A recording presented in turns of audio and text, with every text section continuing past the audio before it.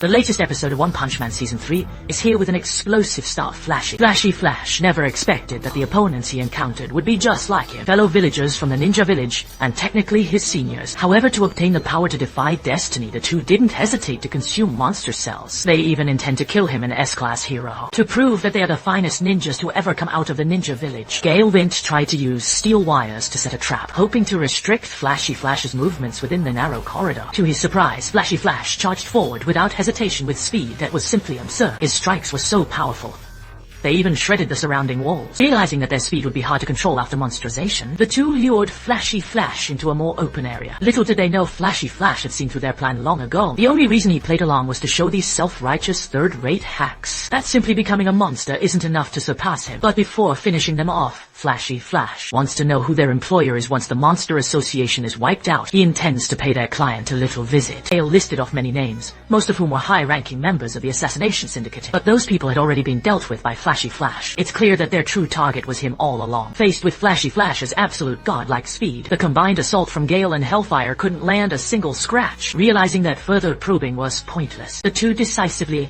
unleashed their full monster forms. Their disaster level surged from ghost level to dragon level. However, even when flanked by the transformed Gale and Hellfire, Flashy Flash remains unfazed. After all, he is more dedicated to his training than anyone, while their speed and power have increased significantly through monsterization. But as long as he identifies the attack patterns, he can easily neutralize them. Zaying's Gale and Flame realized it was time to discard their ninja identities and fight techniques and tools. They aren't needed at all when relying on the pure ferocity and destructive power of monsterization.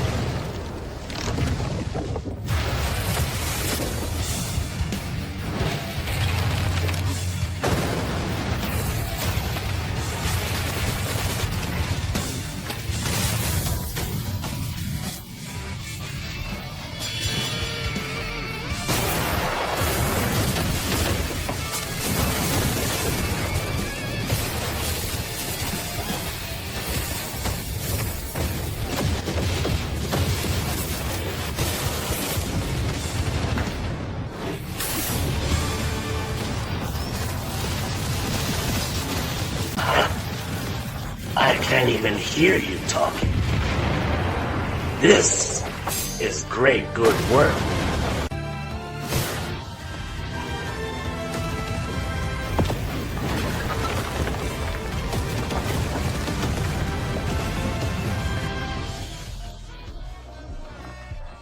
It wasn't that Flashy Flash didn't want to use his ultimate move, but rather he was waiting for the perfect moment to eliminate both at once. Cause if even one of them managed to escape, things would become extremely troublesome later on. Other S-class heroes likely wouldn't be able to handle their speed. They simply picked the wrong opponent. Afterward, Flash entered another passage intending to confirm his location before proceeding, only to realize he had lost his communication device. Child Emperor noticed something was wrong, but given Flashy's strength, he wasn't worried at all. The priority was to rescue the hostage, but just then a monster tried to launch a sneak attack, only to hear a strange sound coming from behind. In an instant it was riddled with bullets, thanks to Child Emperor's high-tech arsenal. Using full-scale holograms and metal detectors, Child Emperor successfully located the remains of Metal Knight and extracted the coordinates of the hostage's prison from a T. However, the neatly disassembled parts gave him pause. It would be bad if the monsters also had a tech genius among them. Just as he was eating a piece of candy to stay focused, he unexpectedly encountered the treacherous monster, Phoenix Man. Phoenix Man mocked his tools as childish toys and claimed that he would one day usurp the title of Monster King Orochi. But as the saying goes, the villain dies because they talk too much while he was chattering. Child Emperor had already fired his cables and deployed a transparent film. Aside from defense, it's also perfect for wrapping candy. It's incredibly convenient.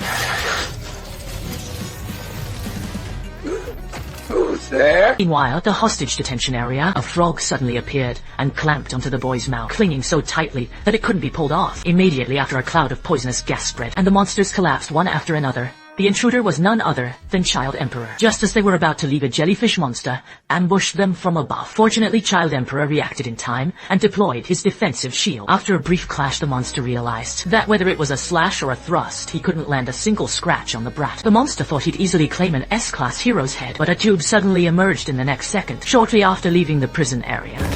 Child Emperor detected another enemy approaching. He planned to send his drone tank to investigate. Unexpectedly, it was obliterated in an instant. Saying the enemy's mechanical nature, Child Emperor immediately deployed his tactical props. Releasing high-voltage wires, he formed a grid-like electrical cage to trap the enemy and force a signal shutdown, only for it to be effortlessly sliced through by the opponent. I didn't know the show. He's got a secret show going on. By day 6 you can reach the moon. Yogurt, come on. Take it, please. Don't be sad. Take the phone. He's just a kid, and that concludes the main recap of the latest One Punch Man chapter all. Now let's dive into some additional lore and details. Phoenix Man was originally a human who became a monster. After getting stuck in his slowpoke bird costume, he is primarily responsible for intelligence and delivering messages. In this episode, he is driven to the brink of death after being defeated by Child Emperor afterwards. He is resurrected through the slowpoke bird suit's ability to rise from the dead, evolving into a dragon-level disaster monster. As expected, we'll see his full-scale battle against Child Emperor in the next episode. As one of the Hero Association's key strategists, Child Emperor's primary fighting style combines tactical wit with high-tech gear. His backpack acts as a mobile arsenal, housing dozens of compact tactical props, capable of countering various types of enemies. He became a hero out of admiration for the rank 1's class Hero Blast. Compared to previous episodes, this one boasts the highest production quality, with excellent combat choreography and fluid animation. This is especially true for the first half, where Flashy Flash takes on 2 dragon-level threats. It's hard not to suspect that he's the production team's personal favorite, and I hope they can maintain this level of quality, or even surpass it in the coming episodes.